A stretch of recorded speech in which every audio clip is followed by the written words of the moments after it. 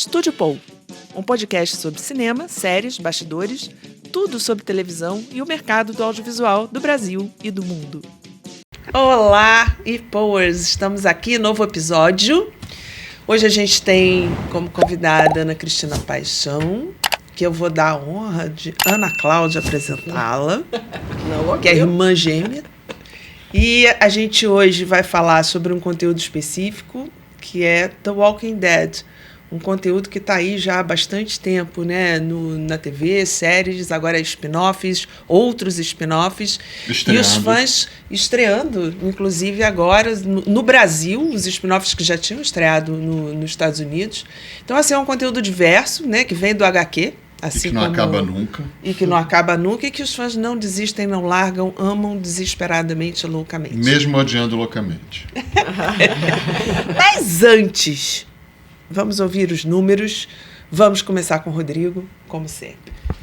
Ok, vamos lá. Bilheterias da Semana Santa, 28 de março a 31 de março. Godzilla e Kong, Novo Império, é o filme que liderou as bilheterias do Brasil e no mundo. Foi a melhor abertura do ano no Brasil e em vários países do Melhor mundo abertura? também. Melhor abertura até agora. Né? É favorecido pelos feriados da Abriu Semana quinta, Santa. abriu quinta, com quase 600 mil ingressos e 13 milhões de renda bruta. É o terceiro melhor fim de semana dessa franquia, conhecida como Monsterverse. Eu não conhecia essa franquia. Está se apresentando agora. É a terceira porque ela existe, na verdade, desde 2014. O primeiro Godzilla, que também não é o primeiro Godzilla. Porque o primeiro reúne Godzilla Kong de 98. com Godzilla, né? Exatamente. Por aí um tempo. Junta o primeiro Não, se a gente for contar Godzilla, desde que abriu Kong está aí, né?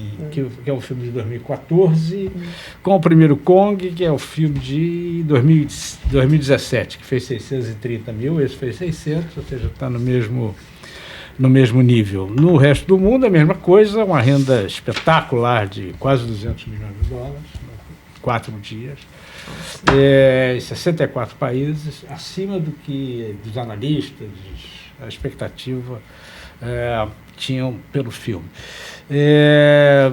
Mercado doméstico 80 milhões, 44 milhões na China e 12 milhões no México. O México também está voltando a funcionar. Aqui o que está...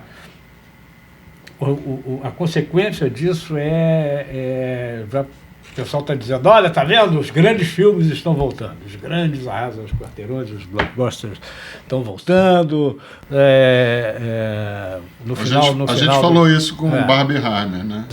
Agora são esse filme mas, pipocão, na verdade, né?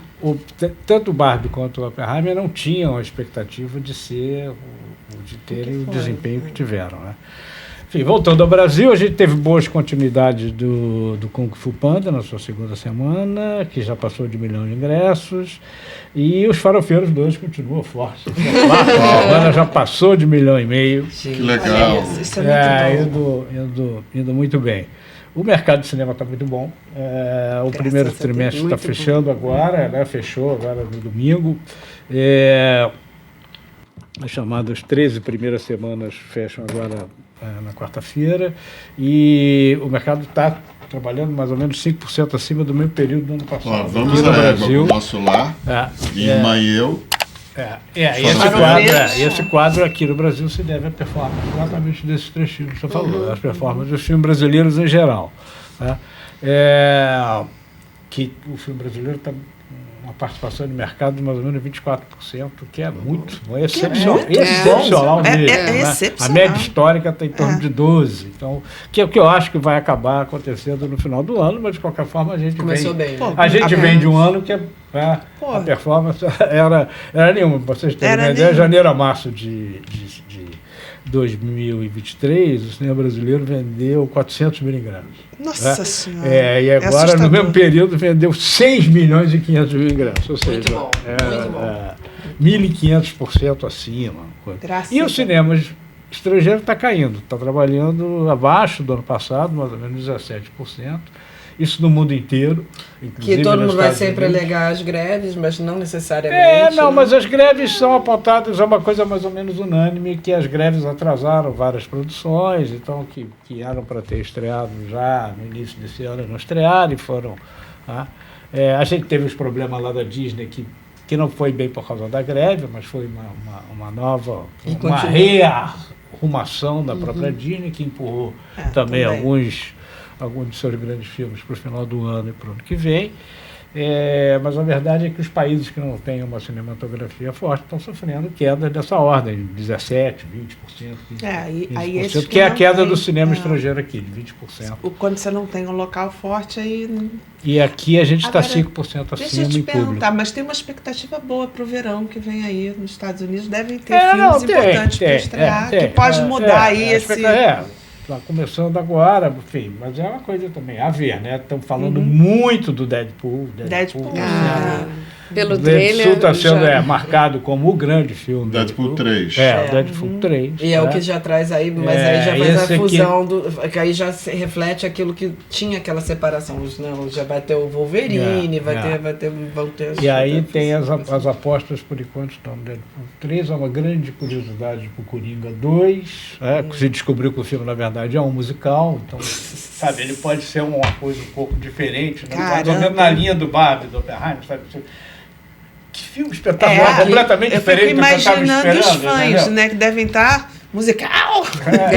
Musical, a gente fica todo mundo lá. Joaquim, eu acredito no Joaquim, qualquer coisa que ele faça. Ele faz muito bem. Também, acho massa. Adoro ele. Então tem essa expectativa, mas a esperança, as estimativas vão todas no sentido de que vai melhorar daqui para o final do ano. Vamos ver. Mas ainda assim, eu não sei se vai ser tão bom quanto foi ano passado. O cinema, particularmente o cinema americano, o cinema brasileiro vai, de forma que, no geral, a gente deve ficar um pouco acima do ano passado. Essa é o que... eu acho que esse impacto dessas fusões que a gente acaba sempre conversando um pouco, também estão sendo sentidas nessa discussão de poder mesmo, aliás, de decisão interna. Tem uma novidade nessa área.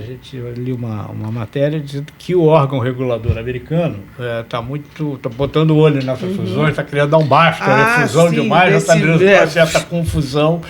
E eles já estão... com esse show Transformers que a gente está vivendo. Não, porque se você vai olhar... Eu, como consumidora, senti um impacto nas plataformas. Sim. Não positivamente. Não positivamente. O consumidor foi uma porcaria. Não é só pelo número de produções que eles... revisaram, nada disso não. A navegação ficou ruim. As plataformas são você não, nenhuma, fora a Netflix, eu vou dar o nome, a única plataforma que tem uma navegação que eu não gosto visualmente, mas que você consegue se achar, é a Netflix. Qualquer outra é a melhor interface. Absolutamente. E assim, então de mal a pior. Me lembra aquela coisa do que a gente tinha aqui no Brasil antigamente, o padrão Globo de qualidade. Não é só olhar a Globo, era diferente mesmo. Né? Então, a Netflix. Exatamente. A navegação Netflix, é outro nível. É outra coisa. E não há nenhuma que chegue perto. Não dá. E assim, você consegue entender. A Netflix, que veio de locadora, transformou aquela página, landing page, numa grande locadora virtual. Então você tem as prateleiras da forma que não é exatamente como você procurava fisicamente. Geração que não teve, não viveu isso. Não era bem assim. Não vai. Mas ok, você entende esse conceito e eu acho que a melhor deles, assim, se você viu alguma coisa, você pode parar, voltar, você vai achar o que você estava vendo. Se você quer saber o que entrou de novo, tem um lugar que você sabe que entrou de novo. E o que eles sugerem para você nem sempre acerta, mas não é tão ruim. Agora, qualquer outra é uma zona. Você sabe qual é a melhor pra mim da Netflix, assim? É que ele coloca logo em cima o continue assistindo. Então, se você estava vendo um conteúdo, você chega direto nele. Pô, vou continuar. Mas você parou lá embaixo. Você tem que passar por tudo. Além tem alguns aspectos também. Promocionalmente, você fica em cima do conteúdo e começa mais ou menos um trailer e tudo mais. Então, isso é que nem no YouTube, é fantástico. Então, eles sabem do aspecto promocional, não é só a foto. E outra é porque pode ser consumido, é mobile first, né? Então... a questão do consumo no celular da Netflix, a experiência é muito melhor do que a dos outros, assim. Com certeza, em todo lugar. E é uma coisa de padrão técnico, porque a Netflix, para receber um filme, tem níveis de exigências técnicos acima altíssimos.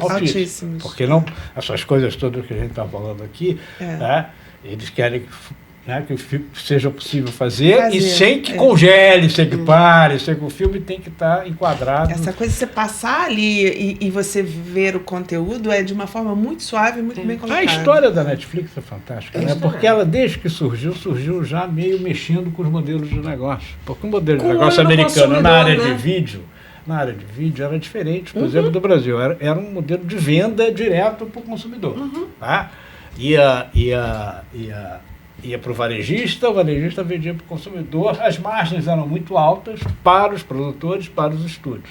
Tá? E a Netflix chegou como uma espécie de clube do livro que a gente tinha antigamente. Sim, Você assina. E eu garanto que eu te entrego esse filme e tal. E para isso ela precisava de volume. Então ela chegou nos estúdios dizendo, o estúdio, a maior venda que o cara fazia era, sei lá, vamos supor, 100 mil discos. Aí chegando na Netflix que eram 300 mil. Quer seu acerto. Só que eu quero um desconto, claro. Toma aqui. E aí ela começou a forçar os descontos. Com uma política muito agressiva de compra. E foi um sucesso estrondoso logo de cara, que as pessoas achavam que não ia. Mas aí o americano descobriu que esse negócio de você receber alguém em casa. Eu lembro, há 20 anos. Você tem que ir na locadora.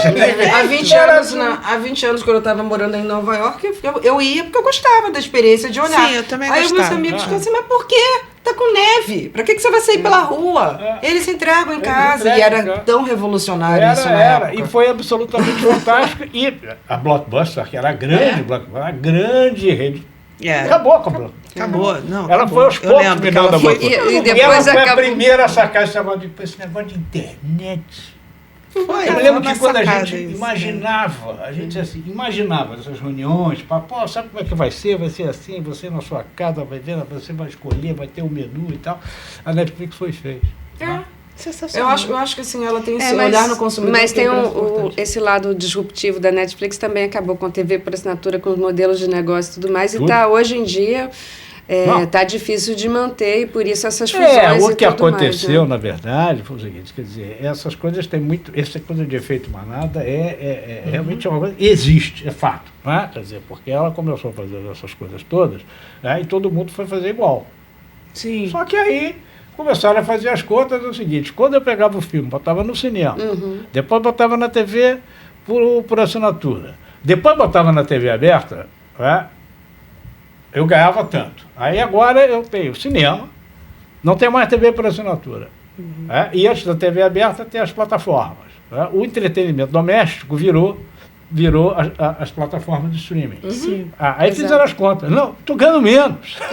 Além do investimento. Janelas. E além do investimento maior para ser MediaTek. Entendeu? Então, e aí, de trabalhar diretamente com o consumidor que eles não faziam. Que é uma coisa que a Netflix, como não tinha, a Netflix inicialmente não tinha essa preocupação de produzir. Ela não quer produzir, eu quero a melhor tecnologia. Então ela investiu na tecnologia.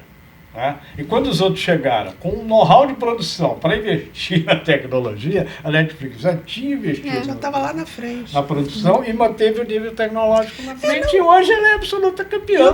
O que é mais inteligente. Acho que é certo na China, né? Mas o que foi inteligente? Porque eles foram, como você mesmo disse inicialmente, no acervo. Né? O acervo ninguém quer, porque todo mundo quer o blockbuster. Não. Isso é uma coisa engraçada, porque você estudava lá, você aprendia, discutia e tal, tem uma chamada cauda longa. Longa. Você vai explorar os filmes. A Netflix chegou e disse, não, a cauda é muito mais longa e maior. Exatamente. Então me dá aqui. E aí foi esses conceitos a coleção de erros cometidos no período da pandemia, logo após a pandemia, são enormes, são brutais. O cara achar, não, eu vou tirar o meu acervo da Netflix, que o cara vai alugar a minha plataforma porque eu não tenho os filmes dos anos 60. Não vai. Não, e até mesmo a exclusividade de séries, a Warner agora, que você tinha todo esse conceito na TV aberta, você podia, como syndication, né? Quando você ia, passava por esse número, os produtores comemoravam que ganhavam mais finalmente, mas assim, eles tinham essa questão da exclusividade. Eu acho que uma outra coisa que a Netflix colocou em xeque é o conceito de exclusividade. Exatamente. Ou o tempo da exclusividade. O tempo, na verdade. O conceito da exclusividade, eles falavam lá, não, chega um ponto que você vende para todo mundo. Chegava um ponto que você vendia sem restrição. né? Exceto no Brasil, na TV aberta, que a Globo queria exclusividade a vida inteira, mas do resto não, né? Ia para o que eles chamavam do Basic, né? Mas quando chegar no Basic, quer dizer, acabou. A Netflix chegou lá no Basic, sou eu que eu quero isso como primeira janela. E acabou. Pronto, e tinha dinheiro para pagar. E tinha dinheiro para pagar sobre isso. Então, assim, que bom que era receber dinheiro por algo que você não estava tendo mais nenhum retorno. Aí você pega hoje a Warner, que tirou Friends. Que foi o que o movimento segurou muito a Netflix. Sim. Mas também apresentou Friends para uma geração que não veria. Que não veria, exatamente. Jovens que assistem. E aí, Friends, o que ela tá fazendo? Essa semana, estreia, agora em abril, estreia Sex and the City, que pra gente já perdeu um valor, mas tem toda uma geração que nunca viu. Tem um público novo. E eles estão. Entrou na Netflix. Entrou Insecure. Eles só não liberaram ainda o Game of Thrones. Essa eles estão sentadas lá dessa franquia, eles ainda estão. Eles ainda estão. Mas outras, eles já estão chegando à conclusão que é melhor dividir. Mas é melhor. Dividir, então assim, essa é a questão do conceito. Assim, não é que não é exclusivo da Netflix, mas toda uma geração. Então, assim, hoje, lá nos Estados Unidos, não pra gente, porque a gente via os Vikings, que eu amava. E eu nunca entendi por que nos Estados Unidos essa série nunca aconteceu. Você tinha atuações brilhantes em todas as temporadas e nunca estavam nas premiações, ou raramente estavam na premiação. Nunca. E passou, ela foi uma pérola que foi perdida. Foi perdida porque ela é History Channel. Então, era muito nichado. E a gente, como no resto do mundo passava na Netflix, a gente viu. Eu mesma custei a ver, só vi Vikings quando já estava na segunda ou na terceira temporada, quando foi para Netflix. Mas eu custei a ver, eu lembro que uma vez, eu gosto do tema, eu gosto muito do tema dessa parte da história. Eu me lembro que eu estava em Portugal uma vez e eu vi um outdoor, uma propaganda, e foi que é aquilo ali. E não tinha no Brasil. Não, eu tava, porque a gente estava em Cannes quando eles passava no History Channel. Passava lá em Portugal. É americana. É americana. É o seguinte, o History teve uma grande sacação. Você fez uma pergunta e eu queria saber a razão. Por que nos Estados Unidos não deu certo? Porque ela lá nos Estados Unidos, com essa questão da exclusividade, a gente estava exatamente nesse assunto. Cada um produzia, não dividia. Não, era do History Channel, porque no nosso momento em Kobe Lobby, eu esqueci o nome da executiva mulher que chegou no History Channel e teve uma grande sacação. Peraí, vamos pegar histórias e transformar em séries, em vez de só passar documentários. E ela passou a investir em drama. O Vikings foi um dos primeiros investimentos que o History Channel fez. Eu estava em Cannes lá no MIP, quando eles lançaram, eu olhei, achei cafonérrima, o cartaz, eu falei, nossa, isso vai ser... E eles tinham o Gabriel Byrne como grande destaque na primeira temporada, porque o Travis Fimmel não era nada naquela época, ele era o principal da série, mas ele era só um modelo bonito, ex-Tarzan. E eles com aqueles cabelos, nossa, assim, cafona. A minha percepção era cafona. E depois você foi vendo toda a construção e é uma das melhores séries que foram feitas nos últimos anos. Foi Vikings. E com atuações do Travis, que virou estrela e tudo. Sensacional. Só que no resto, o mundo via, menos nos Estados Unidos, por conta da exclusividade, essas questões contratuais. Só se passava no History Channel. Essa semana estreou na Netflix americana, que eu tô vendo que eu acompanho o elenco pelas redes sociais. Direto no 6º lugar mais visto nos Estados Unidos. Então, são séries que o público não tem esse acesso. E é o seguinte, o principal meio de eu entendo qualquer executivo que queira fazer um deal com a Netflix, porque essa plataforma, ela realmente te coloca na frente para um mercado e uma juventude, né? E uma galera que assiste.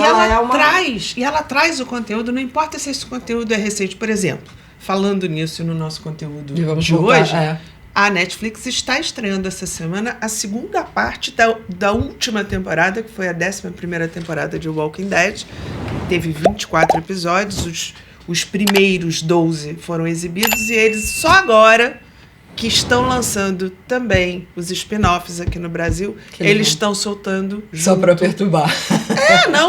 Estão embarcando, né? O The Ones Who Live, que foi o último spin-off filmado, estreou agora nos Estados Unidos, o último episódio foi ao ar no domingo, e aí a Netflix solta hoje.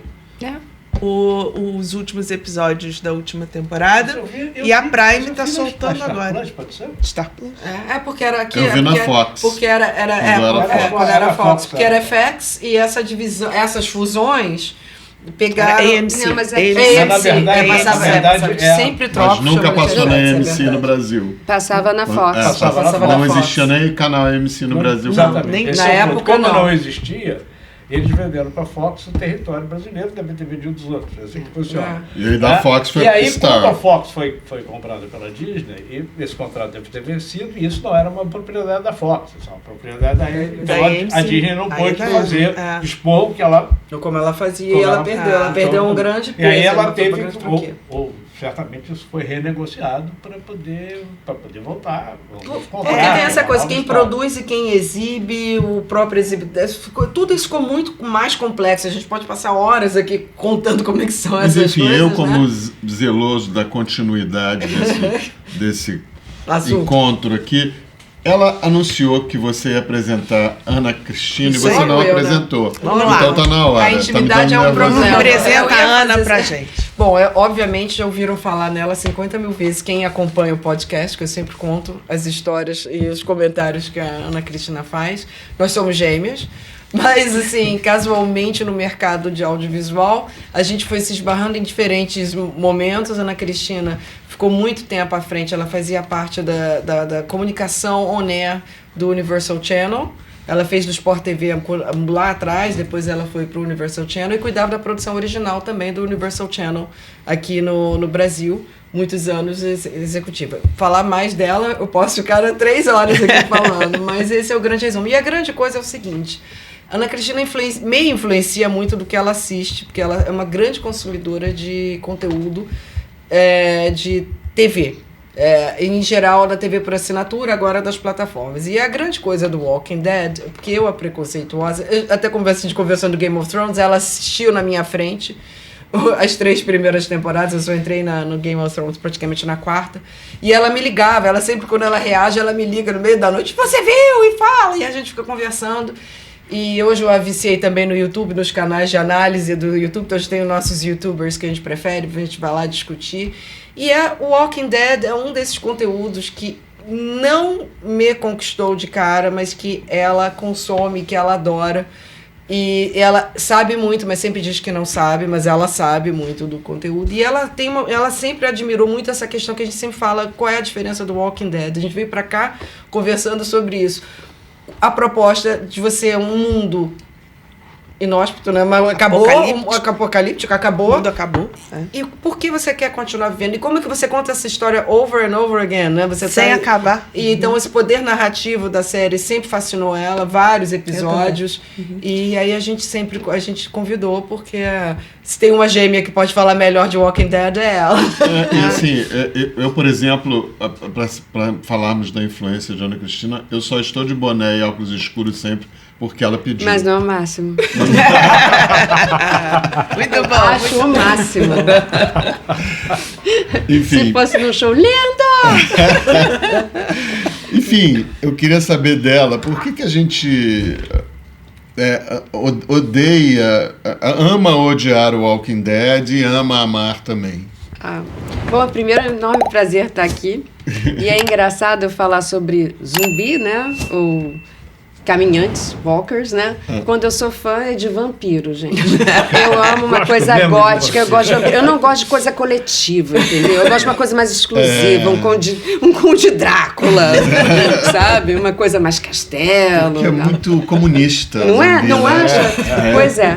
E eles são, sabe, aquela coisa quase brain, e né? eles dividem, né? É uma coisa horrível. Primeiro, esteticamente horrível, estão em decomposição, são nojentos. Cada mordida quase que... Isso que a gente odeia. Né? Só que o que para mim é o fascínio do Walking Dead? Primeiro, em 2010, quando foi lançado, né, do Walking Dead, a primeira temporada, pelo menos, aí foi, como a gente falou, estreou na Fox, que era concorrente direto, né, do Universal Channel. Deu uma raiva só de lembrar. Eu queria ser um zumbi só para infectá-los. Já aí, estreou lá em cima. Aí eu dentro do meu, como a Ana Cláudia falou do preconceito, como uma série, né? De zumbi, HQ, né? Uma coisa tão nichada, né? Como é que pode dar certo? E aí, o que acontecia na TV para assinatura? A gente tinha broadcast series que eram totalmente procedurais, né? Tinham aquela coisa, tinha um princípio, né? Quando tinha um crime, aí depois tinha investigação e tudo, mas sempre a mesma coisa. Aí começa The Walking Dead, eu vou ver essa porcaria desses zumbis, desculpa, saga, né? Aí já começa, né? Que era já mais, digamos, em termos de roteiro mais cinematográfico, cada roteiro, porque os zumbis só como pano de fundo, então cada episódio era, para mim, diferente, então eu achava brilhante. E começou, toda a série para mim começa aquela abertura com aquela música dramática. É sensacional. Já me deixava no clima. Eu já falei de você no Game of Thrones. Essa uma obra-prima. Não é uma obra-prima? Aquela menina que o Rick encontra, e aquela cidade vazia, aquele centro de Atlanta todo esvaziado. Eu acho até o Fernando Meirelles se inspirou nisso para fazer ensaio sobre a cegueira. É incrível. Outra coisa, e também ser uma série de time, né? Uma série coletiva, né? Eu e a Ana Cláudia, a gente gosta dessa ideia, a gente adora como é que vai sendo a composição desse time, né? E quando surge o Glenn, já foi no primeiro episódio, salva também o Rick e tudo mais.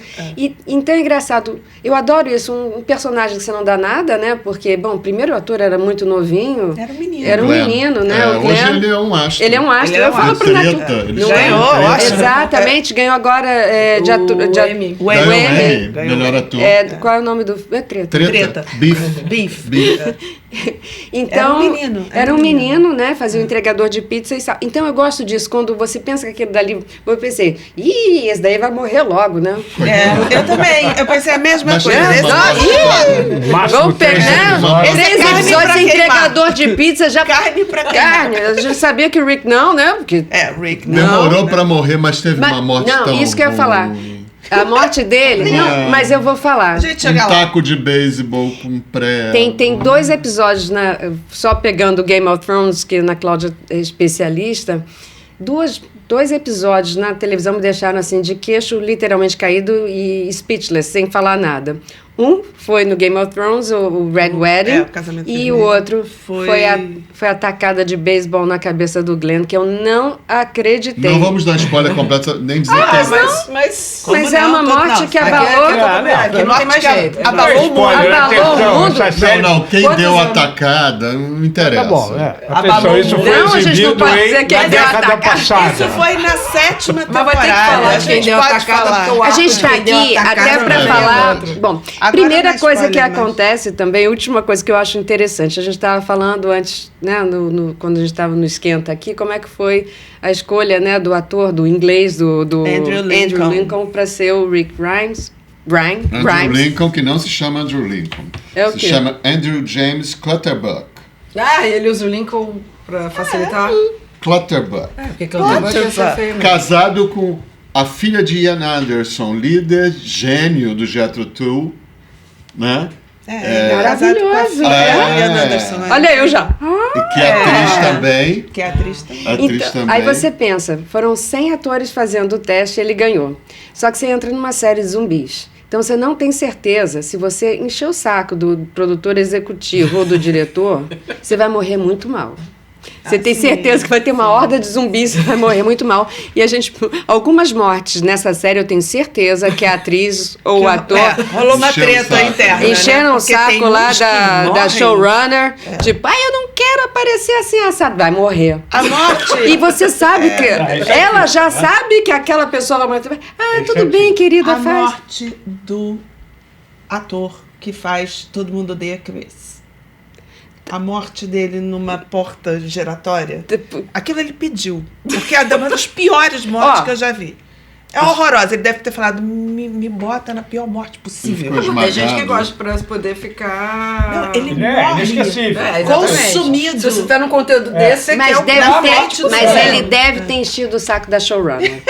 Ele morreu feio. Deve ter falado, não estou com muitas falas. Daí não tá legal, não é? Você sabe com essa acusação... Aliás, a Globo tem várias histórias. Não é? Não, a gente ri. A Globo tem um caso clássico de um terremoto, né, que matou 70% do elenco. Todo mundo porque eles queriam dar uma virada.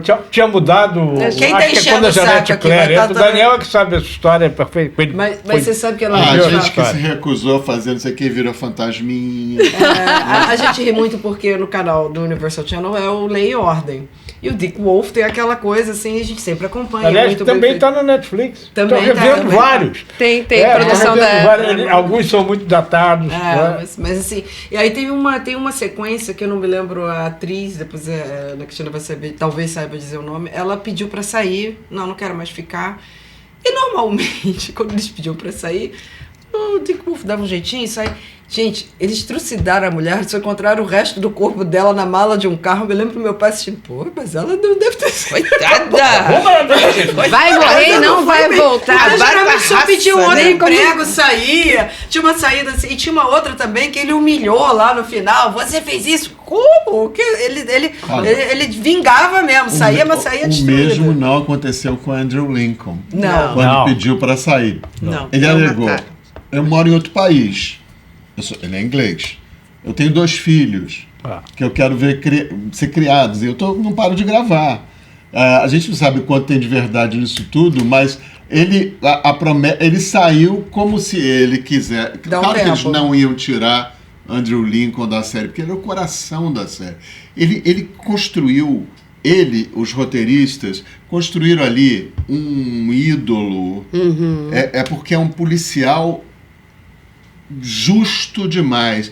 Mata gente pra cacete. Mata gente morta já, né? Morto-vivo, né? Não, e mata gente também. Mas ali, e gente, porque ali depois vira briga entre os humanos mesmo, por sobrevivência. Mas o Rick sempre tinha um sentido de justiça para as coisas. Tem uma legitimidade. Tem uma legitimidade de tudo que ele fazia. Porque então, ele tá salvando o filho. E tá salvando o filho. E a mulher. Né? Não, e se você família, pensar bem, né? todo ladrão tá salvando o filho. Não, mas ali é muito... Eu preciso fazer com que a minha família, e que depois os outros também, viraram família, sobreviva ao apocalipse. Todos os bandidos do Congresso dizem, pela minha família. Essa justificativa não cola, entendeu? A questão, ele está fazendo pela comunidade dele. A comunidade, sabe? Família, que eu falo, é a comunidade. É a família. Mas é uma comunidade grande ali, sabe? Todos ali viram uma família. Eu acho que o Rick tem um sentido de justiça que acaba se fazendo pela legitimidade da construção que o Andrew Lincoln imprimiu ali. E assim, virou um negócio assim. Eu concordo. Disseram que eu voltei dezumbizado, mas eu vou ter que revelar um negócio que prova a minha fidelidade a tudo isso. Eu tive que trazer. Eu vi. Eu tive que trazer. Meu Deus, você tem? Está fechado na caixa. Olha isso. Está fechado. Eu nunca abriu, nunca saiu dessa caixa. Esse é o herói dos heróis. Gente, ele é muito badass, não é? Ele é muito badass. Ele é o badass. Deixa eu mostrar mais. Ele é o badass que a gente mais ama. Olha isso. Tem a pistola dele que... E ele tem um braço separado, porque depois ele perde a mão, né? Tem uma... Isso é nos spin-offs. Eu espero que esteja no foco, porque eu tô longe da... Rick Grimes, gente. Rick Grimes. Ele é o máximo. O próprio. Eu acho assim, eu concordo que não é mentiroso quando eles falam que é muito puxado, porque a série, quando você grava pra televisão, cinema também, mas cinema você vai ter tantos meses da sua vida e acabou. Quando você tem um compromisso assim dessa série, eles têm que gravar madrugada, é muito puxado, são muitas, no caso deles, muitos episódios. Então significa que ele efetivamente tem que mudar de país e viver com a família dele longe do país que ele quer estar. E assim, e aí você tem que combinar uma série de coisas que você tem. Aí é difícil. Você tá vendo assim, vamos lá. Isso aqui é a 6ª temporada, porque isso aqui eu tô querendo matar com ela, porque os personagens todos não. E eles já morreram, né? Não. Porque aí você descobre o ano que foi lançado. Exatamente. Olha, mas não tem a Michonne aí, não tem a Michonne ainda. Eu acho que essa daí não existiu. Já tem o governador. Não, então é a 3ª temporada, que é quando ele vai pra prisão. E o cabelo dele tá mais comprido. Ele deixou o cabelo crescer. A barba não estava branca. A Michonne chega no meio dessa temporada, no mid-season. Que ela fica no grupo do governador. Ela fica com a Andrea no início. E você lembra quando a Michonne chega? Com aqueles 2 caras. Ela tinha sem mandíbula. Sem mandíbula. E acorrentados. E ela andava na coleira com ele. Tem um braço aqui. Pra afastar o Tem um braço separado. Né?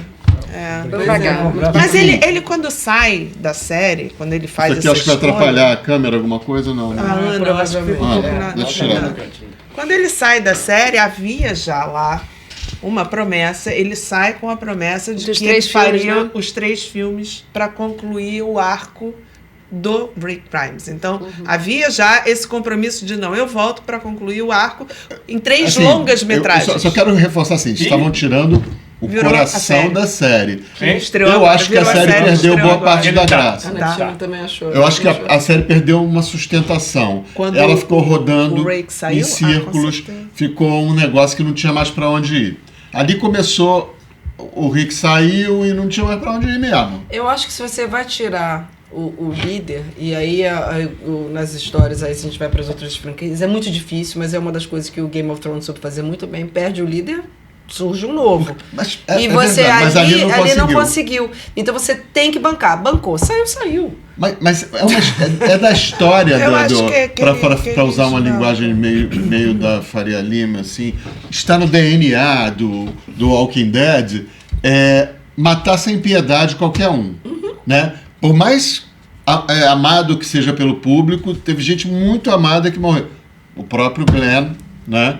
O Grimes. O filho do Rick. Primeiro ficou cego, né? Aquela morte é inaceitável. Você tem que fazer ali um estudo, um trabalhinho para ver o que na verdade, como o Game of Thrones influencia. Porque o Game of Thrones, você tem que lembrar que tinha um livro antes. E o livro, quer dizer, ou seja, ele tinha um produto cultural já testado. Mas ele tinha o HQ. Em vários, mas ele tinha o HQ também. Ela toda em cima do HQ. Mas com a mesma história. Porque o Casamento, por exemplo, que é Robert Kirkman era o criador do HQ.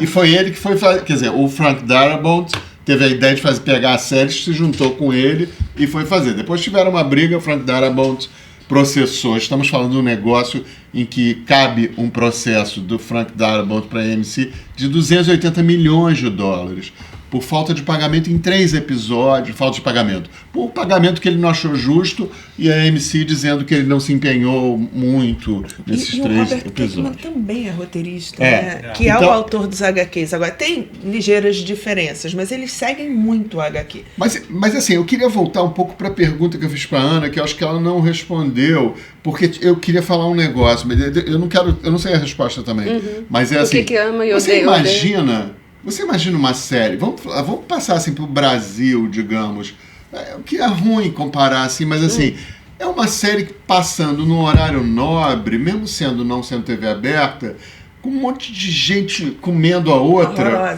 E isso nunca ia passar no Brasil se fosse isso nunca seria produzido aqui, nunca ninguém teria essa ideia, nunca seria aprovada. Você imagina qual é o triunfo e o feito que o Walking Dead não é nenhuma causa. O que eu estou falando assim, a volta que Walking Dead deu, talvez num costume, ou talvez o público americano seja acostumado a ver esse tipo de coisa e achar normal, mais do que os brasileiros, né? Pessoa comendo o pescoço da outra e tirando pedaço, saindo pedaço. Um monte de gente podre o tempo todo andando e matando e mordendo e comendo estômago e comendo cara. Isso não é normal, né? Isso daí foi um negócio que, por isso que eu achei... Isso não é fácil por isso que eu falei, amar, odiar e... Porque o que eu achei, né? Primeiro que zumbi é associado a terror. Terror sempre foi tido como nichado, né? As pessoas têm medo, enfim, gostam de ter medo. Tem todo um estudo sobre o medo e tal. Aí você faz uma série dessas e vira quase que mainstream, uma coisa nichada, HQ, né? É disso que eu queria falar. Agora... E até na época tinha um documentário sobre o fascínio dos zumbis, que eu nunca tive. E aí tem as metáforas, né, do que é um zumbi. Você estava falando sobre sociedade, porque os zumbis perdem o que nós temos, que é a consciência, né, que é o que nos torna humanos. Né? A gente perde a humanidade, a gente vira só animal quando a gente vira zumbi. E essa questão do pensamento de manada, de não raciocinar, de só pensar em ter que comer. Você é um escravo... Você não existe mais, você não tem mais o seu livre-arbítrio. Isso, você não tem. Tem todo um estudo em relação a isso. Também achei fascinante na época que tipo de zumbi, né? Porque os zumbis de The Walking Dead são iguais àqueles da Noite dos Mortos-Vivos do Romero. Aliás, eu acho que o Kirkman se inspirou. Eles não comem cérebro. Eles andam devagar, porque depois inventaram que os zumbis correm. Os zumbis correndo igual a rato não dá, né? Não, aí mortos. Não sobra ninguém. Não sobra ninguém. É lá do filme do Brad Pitt. Né?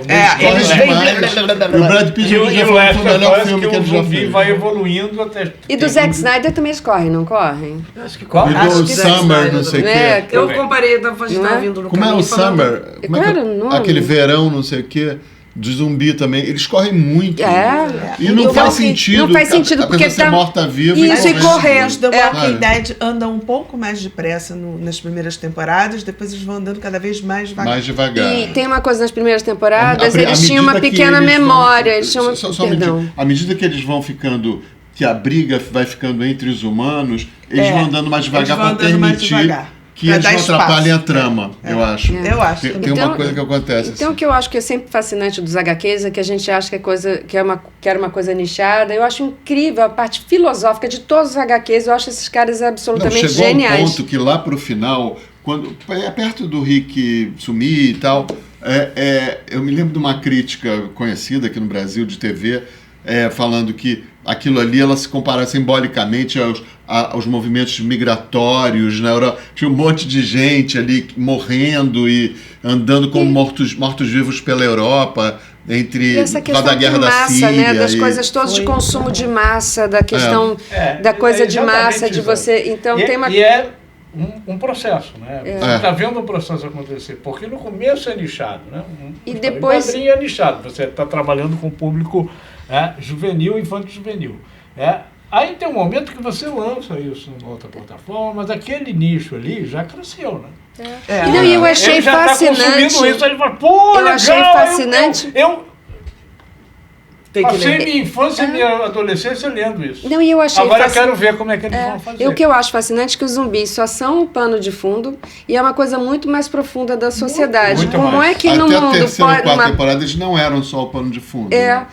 Não, mas é uma questão do mundo pós-apocalíptico, você ter medo, claro, dos zumbis, mas a sociedade, ele é um xerife, quer dizer, então, na verdade, a polícia não serve para nada, digamos, a ciência não tem a cura, não.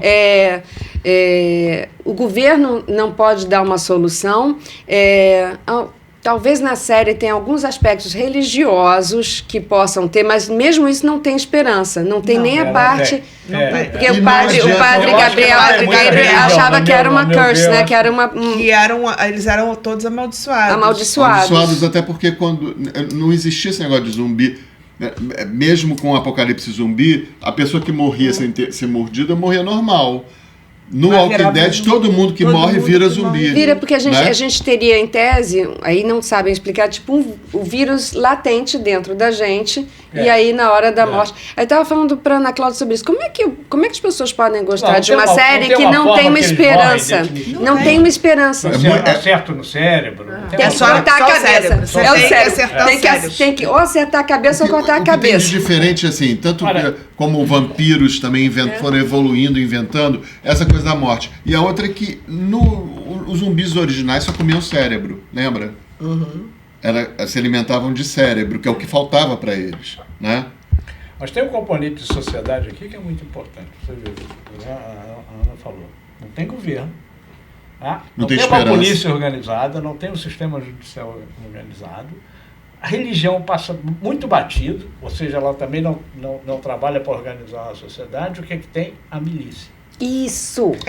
Que é a capacidade dos primeiros... E isso nos Estados Unidos é muito forte. Walking Dead. Isso é muito forte. Eles se organizam, o cidadão se organiza, se arma... Se estrutura para se defender. E aí, no final, que é o que você está falando, quando o zumbi passa a ser de segundo plano, são exatamente essas milícias vão crescendo e vão entrando em contato um com o outro. E aí viram governos que se combatem e distorcem e aí vem o a ideia original de ser eu preciso me organizar para defender o grupo. Isso sempre dá errado. Porque é o seguinte, você vai organizar uma milícia, pode organizar, mas vai dar errado. Porque vai chegar uma hora que você vai querer mais poder. E aí, meu amigo, você virou governo. Você lembra que Michonne faz uma constituição e não sei quem vai... Eles vão discutindo uma Constituição. Ali, mas exatamente. O presídio é uma coisa impressionante. Que eles achavam que o presídio ia mantê-los salvos e não. Não. Olha, e também a metáfora deles presos dentro do... tem a questão mas é porque o maior inimigo ali, exatamente o maior de todos, é o homem. É a escassez. É a escassez. Porque você não tem alimento, você não tem água, você não a sua existência significa menos horas de vida minha. Você viver, você está disputando comida comigo. Então, você eliminar o teu igual é a sua chance de sobreviver, a sua única esperança. É a escassez, e como a Cristina fala, esperança para viver em que mundo, né? Aí você vai... Não, mas aí tem a questão de você preservar a espécie. Que é o instinto. Tá ali, você não desiste disso. Você não vai desistir. Eu quero preservar a espécie. Eu vou proteger. Aí tem essa questão que ela falou familiar, que para mim é importante, ou seja, eu vou proteger a minha família, minha mulher e meu filho, e isso aqui vai ampliando. Isso, e eu vou você vai agregando gente uma até sociedade, uma comunidade, uma milícia e tal. E tem a questão da escassez, você volta lá na história. É isso. A história da existência. É quem tem. Eu consigo plantar aqui, construir um pouco aqui, conseguir meu alimento, vem alguém que é mais forte que você, manda pra mim. Que é do homem, caçador-coletor. Caçador-coletor, virou agricultor. E uns começaram a invadir os outros. E foi criando as coisas e tal, e você vai lá. É a reestruturação social se repete. Nada disso passa pela cabeça do público, né? Quando tá assistindo. Por isso mesmo. Quer saber quem vai dar a cacetada na próxima cabeça. Quem vai sobreviver? A comparação com Walking Dead com The Last of Us.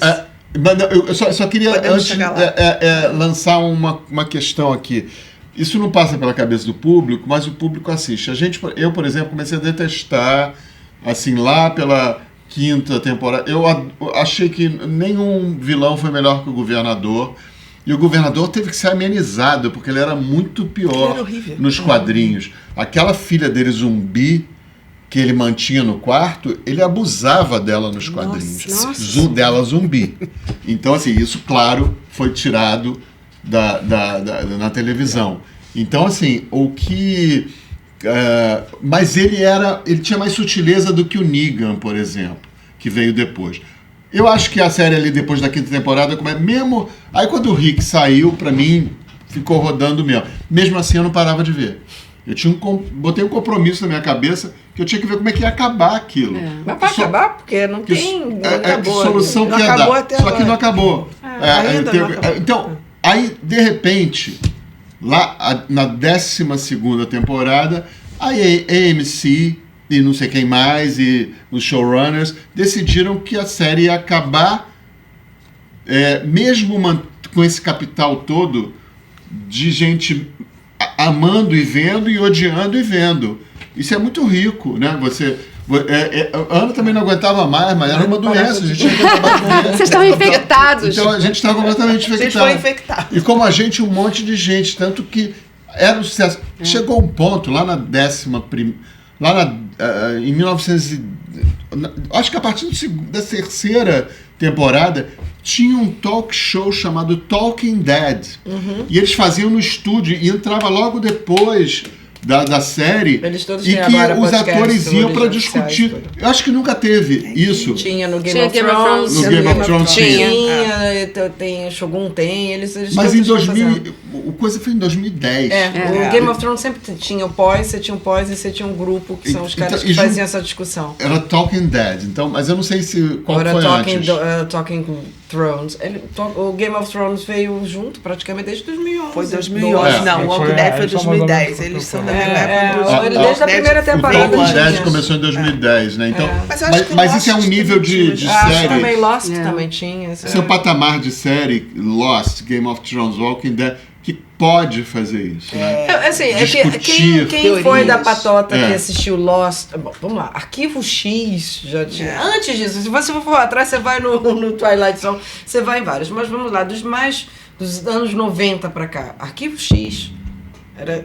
Essa coisa que não tinha rede social, porque também tem que lembrar que não tinha rede social, então era mais difícil. Se tivesse, Lost também não. As teorias de Lost. Essas coisas do spoiler ou não. Então, o Talking Dead falava também do Fear of Walking Dead. que é o spin-off, um dos e The Walking Dead World Beyond. É os três. Né? Então, assim, essa comunidade do Lost já tinha, porque aí começou já o início de rede social, então você tinha, qual era o nome daquela rede social antes do Facebook? Orkut. Você tinha grupos dentro do Orkut já discutindo isso, e de Lost até entrar, aí dessa veio, coisa... Lost foi 2005. Aí veio o Game of Thrones. Quando veio o Game of Thrones, ele pegou...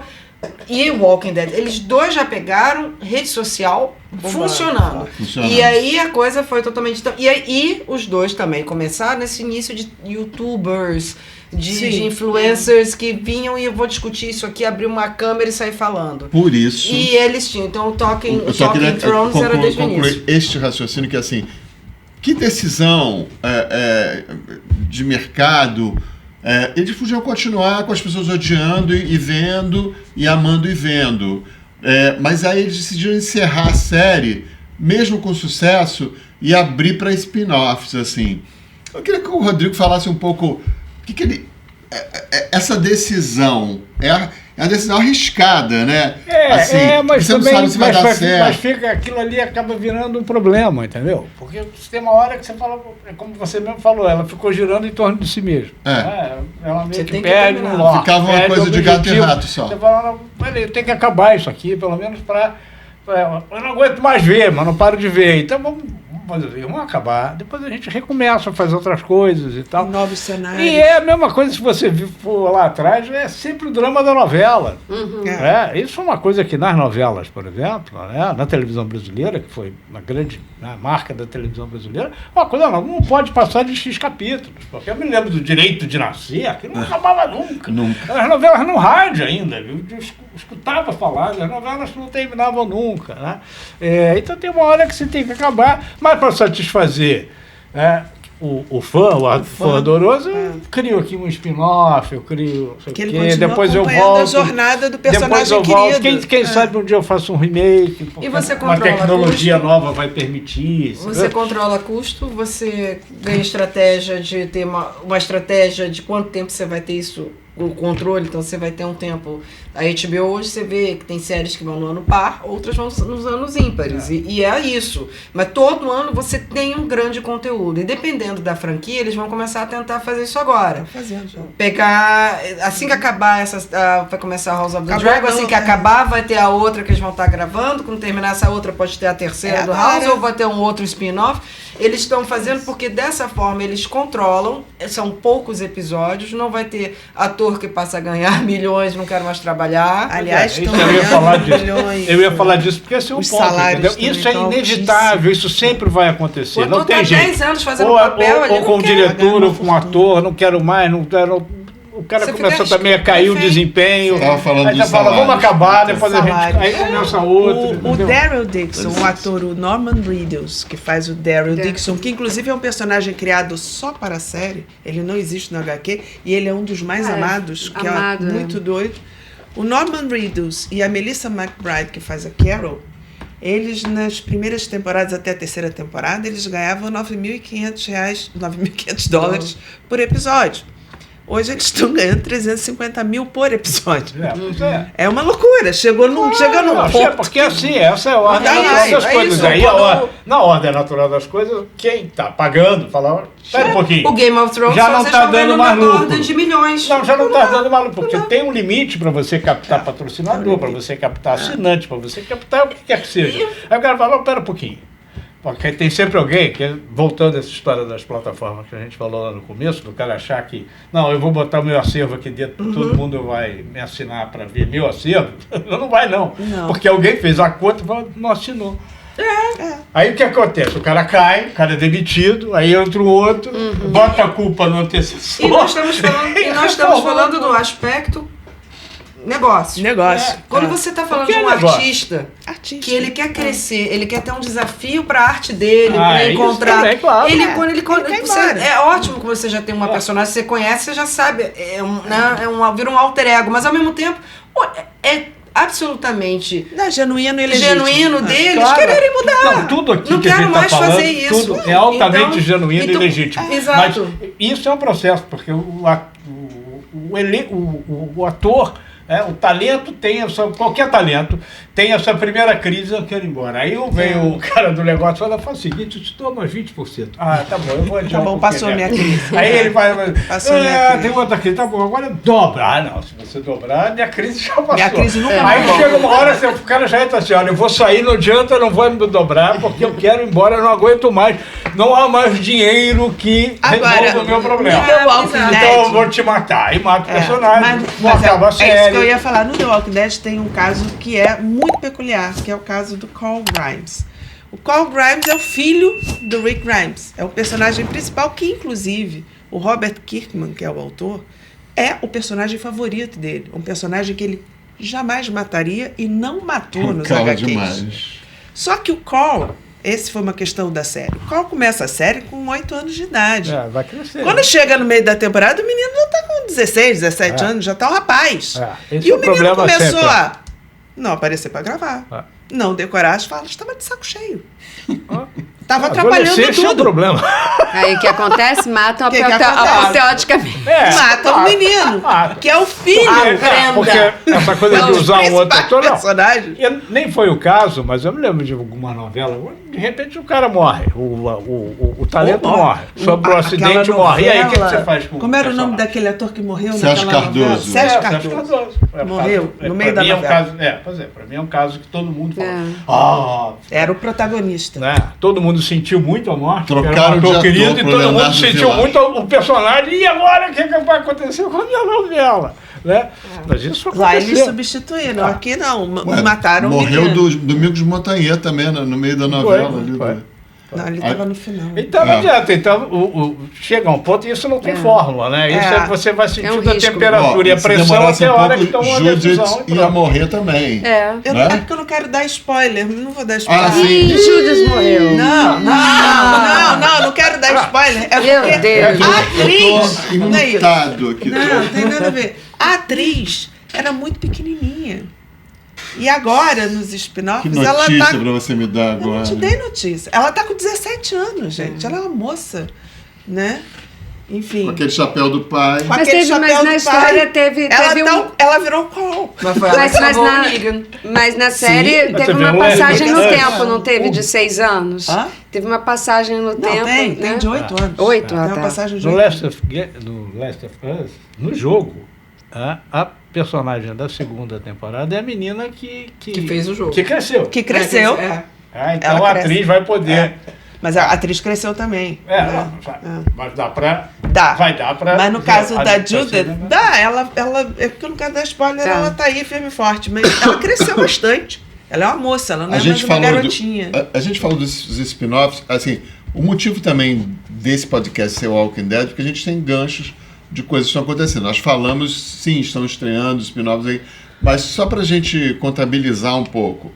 A série tá estreando a última temporada no Netflix. Temos 3 spin-offs de casais, né? Da história do Negan, que era um vilão, com a Maggie, que estreou antes, né? Se passa em Los Angeles ou Nova York? Nova York. Eles são um casal, mas são um casal antagonista, né? Um casal são antagonista. Inimigos e aliados. É estranha a relação. Tem o Daryl, que é o Norman Reedus, com a Carol vai fazer a segunda temporada. Se passa em Paris.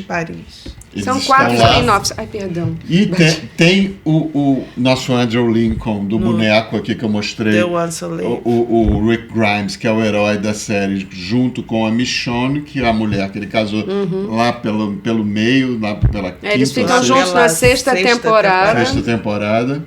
E qual é o quarto? E na Prime Video estreou Tales of Walking Dead, que são histórias de personagens que não estavam na série, nesse mundo distópico de apocalipse zumbi, que são, acho que umas 8 histórias. São 6 histórias. 6 histórias. 6 histórias também, e é procedural, né? Cada episódio é um episódio se encerra em si mesmo. É um episódio de um personagem. Só tem um que traz um personagem da série original, que é a Alpha, que é a chefe do vilão horroroso. Samantha Morton. Pra vocês verem, esse negócio não acaba. Olha o tamanho disso. Ela ficou... Antes, no tempo, esse episódio é antes dela virar Alpha. Tá. É um prequel. O que é muito interessante, porque ela é uma personagem muito complexa. Ela tem os sussurradores, né? Ela vira ela é líder deles, ela é a líder mas isso o público vê, assim, a justificativa para isso aqui é assim, olha o tamanho disso. É muita coisa. É um compromisso. É um universo. É um universo muito grande. E que não acabe, que eles estão administrando bem agora. Estão fazendo o que você disse. Veio o Dead City, acabou o Dead City, veio o Daryl Dixon, veio o Doan Olive, agora vem a segunda temporada do Daryl Dixon. De programação clara, que o executivo de programação falou, eu preciso tantas horas, eu vou ficar com 2 meses. É que agora na plataforma é um outro tipo de raciocínio, mas se você fosse pensar numa grade de televisão, você tinha, na hora de programar, você tinha que pensar em horas. E quantas horas por semana, quantas horas são assim... E os 2 meses. É chamada grade de programação. Por que eram 13 episódios? Porque se você passasse uma vez por semana, você tinha 3 meses... 3 meses. No conteúdo no ar. Se você quiser. Aí você parava, voltava, porque você lembra, se você olhar antigamente, eu adorei, hoje eu vi um meme assim, eu tô com saudade dessas temporadas de 23 episódios, que você tinha um episódio que não significava nada pra história, mas estava lá. E era isso, mas você tinha 23, porque você tinha um tempinho que você parava, porque aí a televisão americana, que tem aquele período lá do verão que eles repetem. Então, assim, você fazia para você pensar, ao longo do ano, quantas horas eu preciso de conteúdo inédito para sustentar a minha faixa principal da noite. E eu repito no resto. Explica por que mudou. Assim. Porque na plataforma, e aí a Netflix veio com uma coisa que eu continuo discordando da Netflix. Essa é uma das poucas coisas que eu ainda não dei meu braço a torcer para Netflix. Que ela inventou que não existia mais essa necessidade de ser um episódio por semana, que você botava tudo de uma vez só, e que era isso. Isso encarece e é botar o zumbizada. Porque eu, por exemplo, que gosto de filme mais do que série, ou gostava mais de filme do que série, eu estou invertendo o meu gosto, eu não consigo, se tá tudo lá, eu vou até o final. Eu quero ver a história acabada. É a maratona. Então é a maratona que você fazia isso de vez em quando em períodos. Eu vejo um monte de coisa junto. Eu vejo um dia, depois eu vejo outro. Mas era o nosso hábito de conseguir, eu vejo uma vez por semana, tá tudo bem. Quando eles inventaram, assim, acabou o semanal, cada um assiste de acordo com como quer, criou um problema para a rede social. Porque a rede social tem essa questão, estamos todos assistindo juntos, vou assistir esse episódio, todo mundo vai discutir esse episódio para todo mundo estar no próximo. Criou uma bagunça. E aí essa questão do spoiler, então assim, a Netflix continua, não deu o braço a torcer, ela continua fazendo binge, mas ela não coloca mais ela completa, então ela põe 3 episódios ou 6 episódios, espera mais um pouquinho, daqui a 2 meses, um mês ela coloca, ou no mesmo mês, ela já não coloca tudo junto, mas ela não deu o braço a torcer. Mas essa coisa da plataforma, você não controla mais, porque isso é a TV que você põe no ar naquele dia e horário que todo mundo fica assistindo, você só tem que assistir aquele horário, né? E na plataforma você ganha essa liberdade. Então é uma coisa que muda realmente o consumo. É a forma de você... A gente estava falando uma hora aí que como é que o Walking Dead foi entrando, sendo assimilado nos Estados Unidos como uma coisa de família, né? Cara arrebentando o outro, comendo fígado, as vísceras, não sei o que, família, assim, vendo. Acho que no Brasil não foi assim, né? Acho que no Brasil ele continuou nichado, ou não, é uma impressão que eu tenho.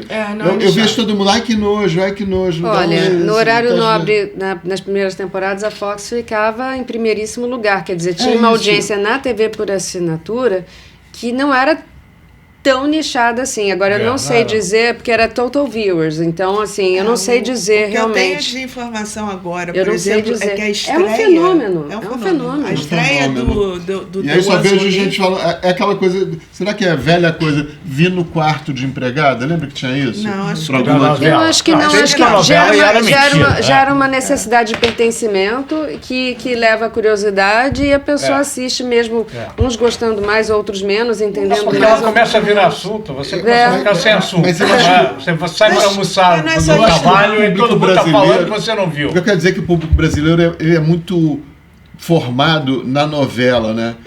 Na história romântica, na história de família. A gente não tem esse negócio de gênero muito disseminado na nossa cultura, assim. É o filme de terror, ele gosta de filme de terror, ele é estranho. Sabe umas coisas assim? Não, nos Estados Unidos, o terror, o cara com machado que pode bater na sua casa, faz parte da cultura. Eu acho que me intriga. Se eu fosse executiva, tem umas coisas que eu fico pensando, o pitching pra mim de Game of Thrones. Eu ia olhar aquilo. Não, aí tem o dragão, eu ia olhar... Tô falando pensando na HBO. Não, pensando em HBO na época. Mesma coisa, o pitch tinha que ser AMC, né? Porque The Walking Dead, primeira coisa que eu já zumbi, porque vampiros ainda tinham. Vampiro todo mundo gosta, Vampire Diaries já era sucesso. Que já tem um sucesso. Mesmo que eles já vinham com um aval. Sim, dos livros. Eles já tinham um grupo, eles já tinham um alvo específico, entendeu? Eu acho que é história em quadrinho. O livro, por exemplo, Game of Thrones já era um sucesso no meio. Eu tinha lido. Exatamente porque eu gosto do tema, eu tinha lido. Tinha me falado do livro, eu tinha lido. Quando eu vi que a HBO vai lançar uma série baseada em Game of Thrones, eu já tinha lido acho que 2 livros. Então, por isso eu acho mais fácil o pitching de Game of Thrones. O de Walking Dead, por isso que eu tava falando fosse também, assim, mas é quadrinho, essa gente é adolescente. Certamente eles vieram com os números bem amarrados de vendas e eles certamente vieram com os números bem amarrados. E lá tem uma coisa que aqui também se faz, na televisão se fazia muito, que era testar, né? Você vai testando. Era uma temporada. Verdade. De cara, tanto que a primeira temporada e depois você vai estabelecendo ali as suas métricas. Olha, você tem que atingir determinado nível e se atingir, vai embora. Aí atingiu. A primeira temporada de Walking Dead tem apenas 6 episódios. 6 episódios, é verdade. Aí a segunda que passa para 16. Bem lembrado. A segunda aumenta. É porque ele foi certamente porque foi acima do esperado. Os atores não eram. E não era tão nichado assim, afinal. Ele já era um canal, mas não era ABC, não era NBC. Ele era um canal.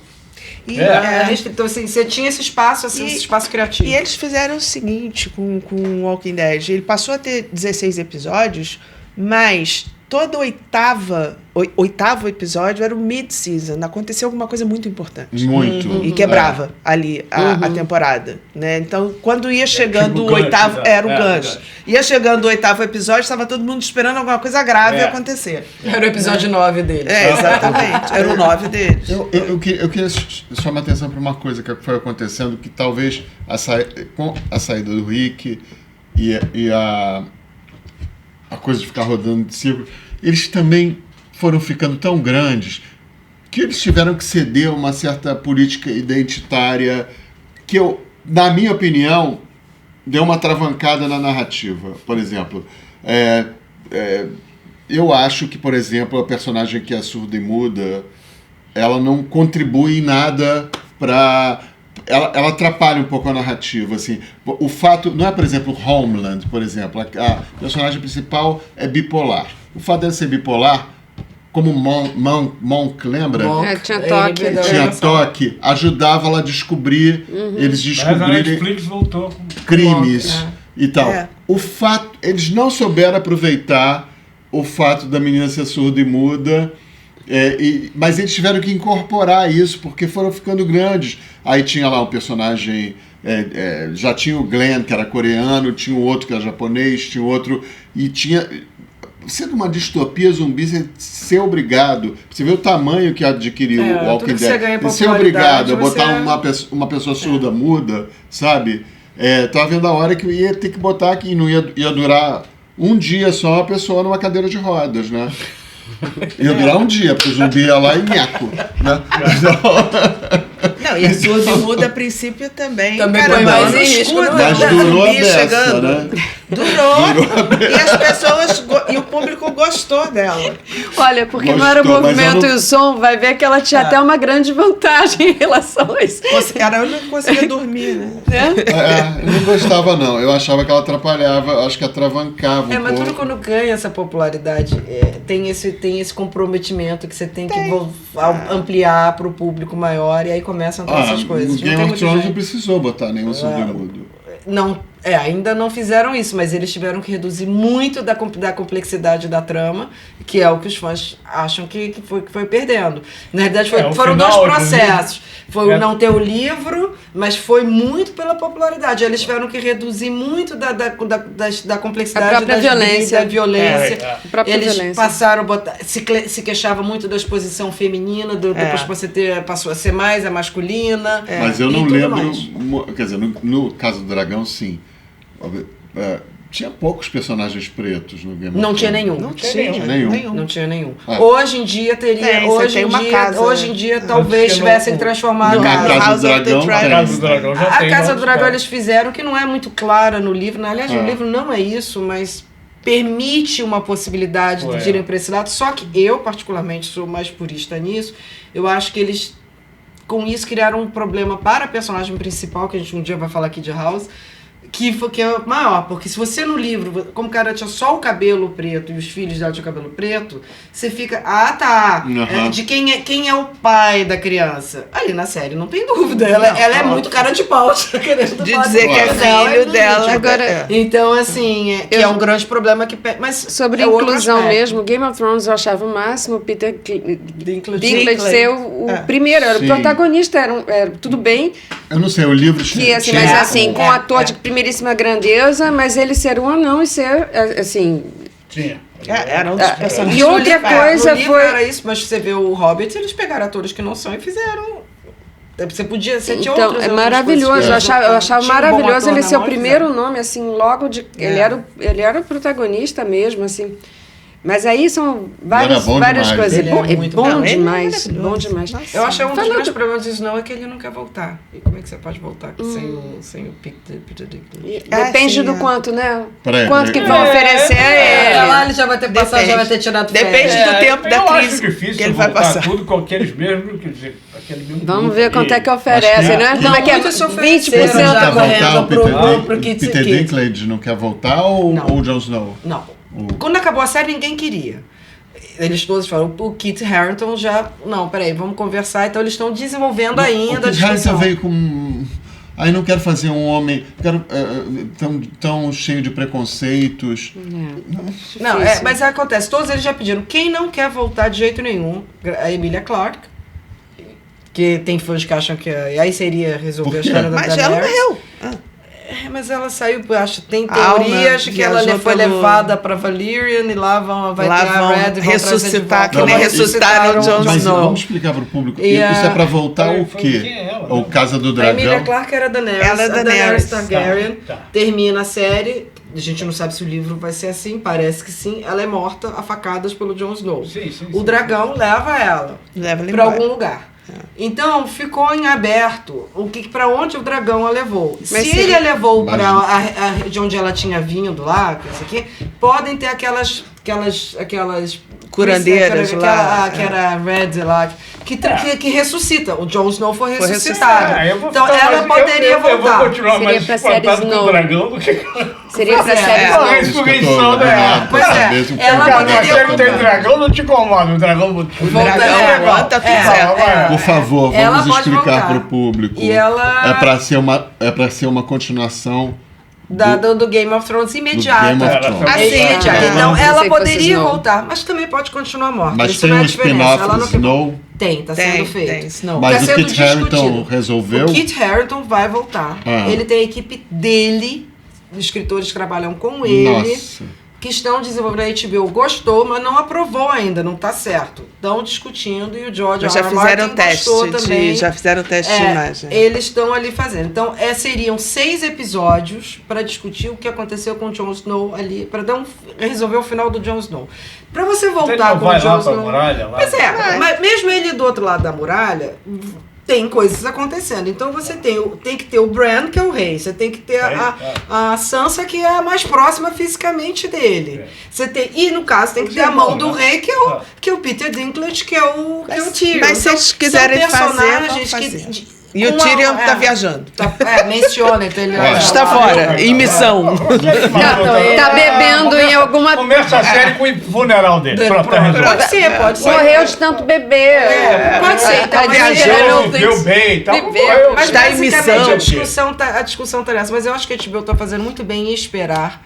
Eles fizeram chegaram a gravar, gastaram milhões para fazer uma prequel com a Naomi Watts e aí fizeram e jogaram fora. Algumas imagens vazaram. Então você tem essa coisa. No caso, tem um problema de uma transição interna, que é complicada.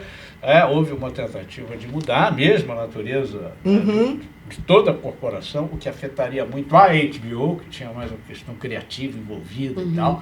Papos, não, isso tá. Vamos, se você cortar isso, teu lucro aumenta, então corta aí. Não, pera um pouquinho, eu sou HBO, então teve essa que ainda questão não tá interna que eu não sei até que ponto está resolvido. Não está resolvido, olha aqui, eu estou vendo no fim do ano passado, a HBO, Game of Thrones não tem nenhum spin-off aprovado, diz a HBO. Aí depois já esse ano, em fevereiro, tem filmagem de novo spin-off de Game of Thrones, começa em junho. Que é um conto à parte, é uma história à parte. É uma história que nem tem. E aí a Warner é sempre complicada para ser Warner confirma novo spin-off. Só para voltar para o que consta o seguinte, a Discovery não gosta, a Discovery gosta do Warner, mas não gosta da HBO. E está destruindo, infelizmente, eu acho. A cultura HBO ali dentro. Vamos voltar aqui para encerrar o nosso The Walking Dead.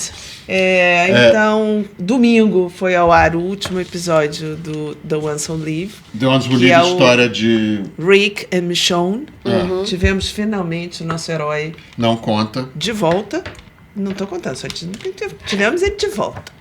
E é isso. Nosso herói de 50 anos, chamado Andrew James Clutterbuck. E vai essa agora vai para a Amazon, né? Agora estreia quarta-feira Dead City queria pegar até esse gancho. Qual a plataforma mesmo que tá? Amazon.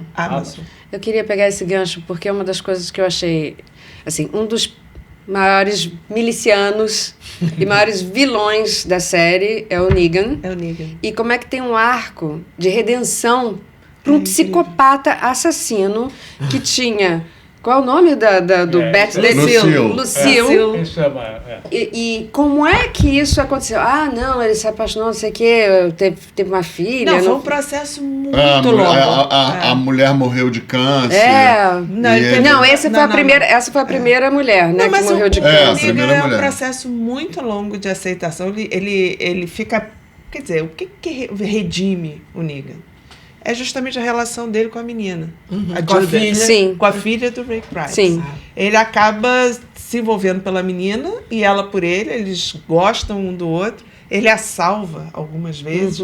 É no momento que ele salva a mocinha, né? Porque quando o Rick morre, né? Quando ele sai, a primeira cena que vem, né, da passagem de tempo é ela colocando o chapéu dele, ou seja, ela assumindo aquele protagonismo.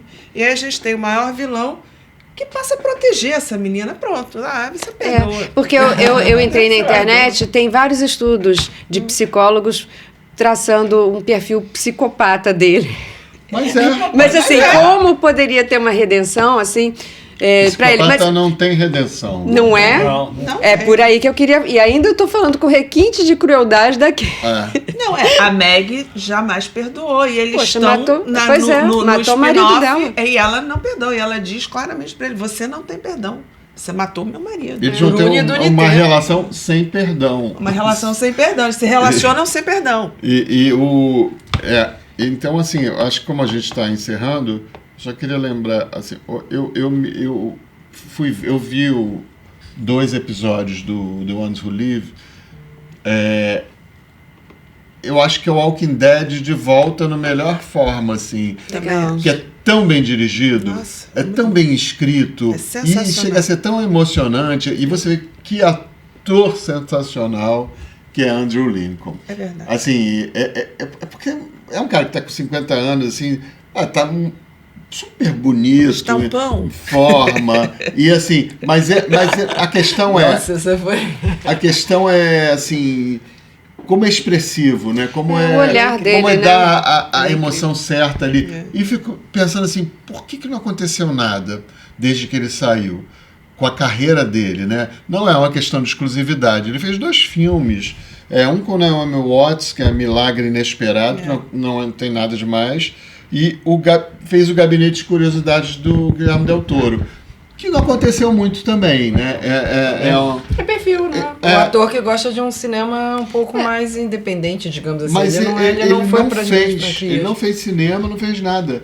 Então eu acho que ele queria mesmo ficar com a família. E sair na balada com Ian Anderson e com McAlmont. Mas isso é uma coisa que acontece muito. Agora, especialmente com atores que não estão agora, o que não americanos. Patamar, o cara quer voltar para sua... Faz teatro. Aí quer dar uma reciclada. O Andrew Garfield é inglês. Ele faz Homem-Aranha e aí ele vai fazer National Theatre. Tennessee Williams. Isso não acontece com os atores americanos. Não é uma rotina. Mas é interessante. Eles têm também lá. Ele tem o famoso ano sabático, o cara se interna num rancho. O que eu tô falando é que a gente o inglês volta para fazer teatro. Não, mas é que eu acho que a grande diferença mas o fato é esse, tem isso. Da grande diferença da formação dos atores americanos, embora tenha Juilliard, você tenha todo um povo que vai direto para teatro e Broadway. Também tem. Em geral, isso é simplificando muito, a arte os atores americanos buscam fama e fortuna.